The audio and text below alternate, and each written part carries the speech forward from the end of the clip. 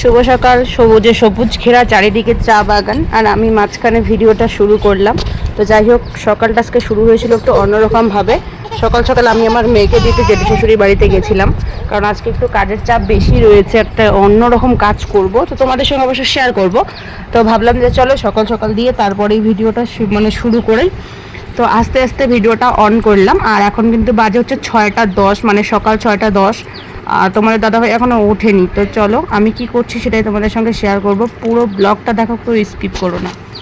কালকে আমি ভুলবশত একটা ভিডিও আপলোড করে ফেলেছি। সেই ভিডিওটা হচ্ছে, আমি প্রথমত কোনো ইন্ট্রো বা কোনো কিছুই দেইনি, ওভাবেই মানে ভিডিওটা এডিটই করিনি, ওরকমভাবে আপলোড করে ওরকমভাবেই দিয়ে দিয়েছিলাম পাবলিশ করে। তো যাই হোক, শেষের দিকে শুধু কয়েকটা হয়তো ভয়েস দিয়েছি, এইটুকু মনে আছে, কিন্তু তোমরা ওরকমভাবেই দেখেছো কয়েকটা ভিউয়ার্স। আর ওই ভিডিওটা আজকে আমি সেম ভিডিওটা আপলোড করেছি হচ্ছে আমার ফেসবুকে আপলোড করার পরে দেখতে পেলাম যে এই হাল হয়েছে। তো এর জন্য খুবই দুঃখিত, আমার খুবই খারাপ লাগছে দেখে নিজেকে।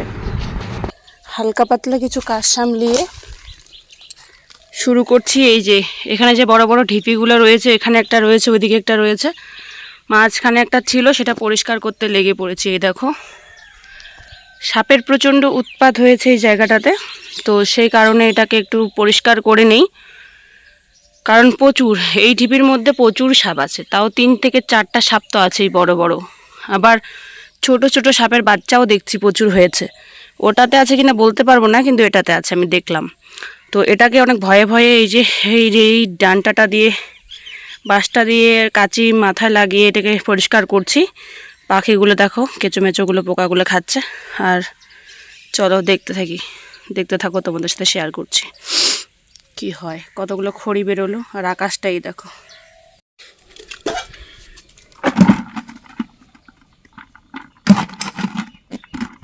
আমি যথেষ্ট বুঝি খাবার নষ্ট করা বা খাবার ফেলানোটা উচিত নয়, কিন্তু কারণবশত এরকম হয়ে যায়।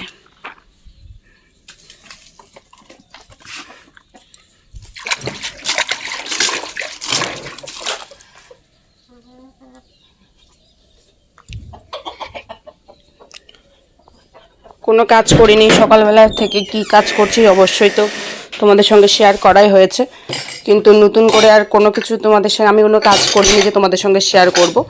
তো এখন করব কাজ, আর তোমাদের সঙ্গেও শেয়ার করব। তো চলো, কথা বলতেই ভালো লাগছে না, তো দেখতে থাকো। তোমাদের দাদাভাইও বাজার থেকে এই কেবলমাত্র বাড়ি ফিরলো, অনেক কিছুই বাজার টাজার করে এনেছে, মাছ এনেছে, সেগুলো রান্না করব।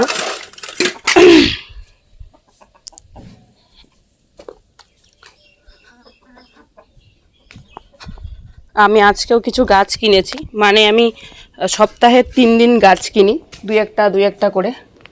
টাকা নিয়ে কোনো ব্যাপার না, কিন্তু গাছ বিক্রেতা আসলেই আমাকে গাছ দিয়ে যায়, আর আমিও নিয়ে রাখি, এই হচ্ছে মেন কথা।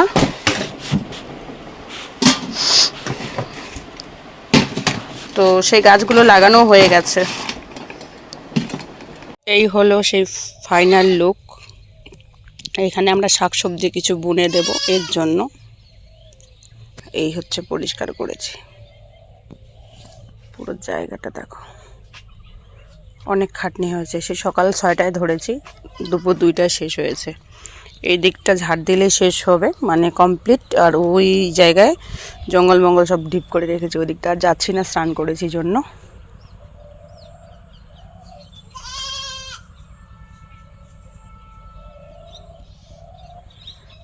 চলো এবার মেয়েকে আনতে যাই। তো বন্ধুরা, মেয়েকে ঘুম পাড়াতে পাড়াতে সন্ধ্যায় প্রায় হয়ে গেল। আমি এখনো গরু ছাগল ঘরে দেইনি, আমার গরু বাইরে রয়েছে। মানে কি অদ্ভুত আমার সাথে কি হয়। সন্ধ্যার টাইম হয়ে গেছে, অথচ আমি গরু ছাগল ঘরে দেইনি এখনো। অন্ধকারের মধ্যে দেখো আমার মোরগের চোখ জ্বলছে, কেমন একটা অদ্ভুত লাগছে নিজের বাড়িটাকেও অন্ধকারে দেখতে। তো গরু ছাগল ঢুকানো হয়ে গেল, সরি গরু ঢুকানো হয়নি, ছাগল ঢুকানো হয়েছে। ও মনে হয় পেশাব করতে যাবে, চিল্লা চেঁচামেচি করছে। এদিকে দেখো আকাশটা কিরকম। এখন চিন্তা করছি যে মেয়েকে যদি ঘরে রেখে গরু আনতে যাই, যদি মেয়ে উঠে পড়ে যায়, আবার ভাবছি যে কি করব, না গরুটা থাকবে, গরুকে তো মশাও ধরছে, দেখো বাড়ির দিকে তাকিয়ে আছে। কি করব কিছুই বুঝতে পারছি না। আর আজকে আমার বর এমন একটা কাজ করেছে, সারা বাড়ি এই ফুলগুলোতে শুদ্ধ ঘাস মারা স্প্রে করে দিয়েছে। আমি জানি ওগুলা মনে হয় আর বাঁচবে না, কারণ প্রত্যেকটা গাছে ঘাস মারা স্প্রে করেছে, শুধু বড় বড় কয়েকটার বাদ দিয়ে ছোট কেনা ফুলগুলোর মধ্যেও ঘাস মারা স্প্রে করে দিয়েছে। তো গরু না ঢুকাতেই আজকে সন্ধ্যাটা দিয়ে দেই, ততক্ষণে দেখি কি করা যায়। মেয়ে তো ঘুমোচ্ছে।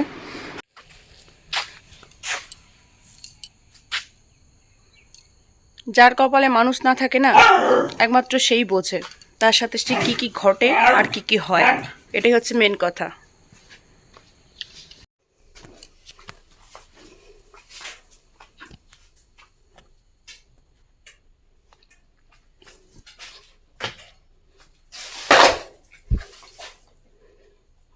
ফাইনালি গরু দেওয়া হলো, ছাগল ঘরে ঢোকা হলো। চোখ জ্বলছে বাবা সবার ভূতের মতো।